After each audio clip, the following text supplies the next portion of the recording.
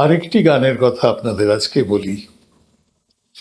সেই গানের পিছনের যে রচনার ইতিহাস, সেটি ভারী মজার। তখন রবীন্দ্রনাথ নিতান্তই ছোট, 14 বছর বোধহয় বয়স। সেই সময় একদিন তিনি দুপুরবেলা, আকাশে খুব মেঘ করেছে, খাটের উপর, তার শোয়ার ঘরে খাটের উপর উপুড় হয়ে শুয়ে একটি স্লেট নিয়ে তাতে লিখলেন, গহনা কুসুমা কুঞ্জ মাঝে। এই পদটি তিনি লিখে ভারী খুশি হলেন। জীবন স্মৃতিতে তিনি লিখেছেন যে পদটি লিখিয়া আমার মনে ভারী আনন্দ হইল। তারপর তিনি কি করলেন সেটা আমরা পরে বলছি। তার আগে একটু এই পদ রচনার ভূমিকাটুকু আপনাদের বলে নিই। তিনি একবার তার বাবার সঙ্গে, মহর্ষি দেবেন্দ্রনাথ ঠাকুরের সঙ্গে পদ্মায় বেড়াবার সময় গীত গোবিন্দের সংগ্রহ হাতে পেয়েছিলেন। অর্থ তিনি বুঝতে পারবার বয়স তার হয়নি, কিন্তু ছন্দের আকর্ষণে তিনি গীত গোবিন্দ বারবার পড়ে ফেলেছিলেন।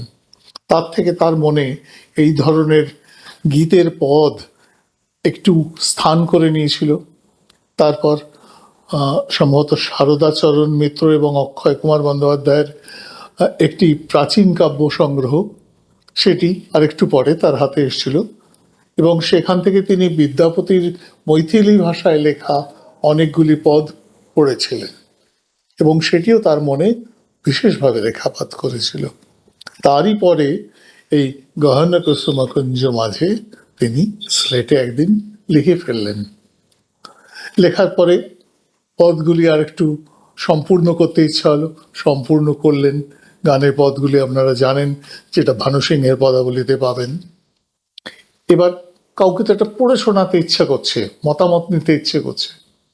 প্রথমে তিনি এমন একজন মানুষকে শোনালেন যার এ সম্পর্কে কোনো মতামত দেওয়ার সত্যিকারে কোনো যোগ্যতাই ছিল না। রবীন্দ্রনাথ বলেছেন তাকে, তিনি বাধ্য হয়ে শুনেছেন এবং শুনলেন, বাহ, বেশ তো লিখেছ, ভালোই হয়েছে।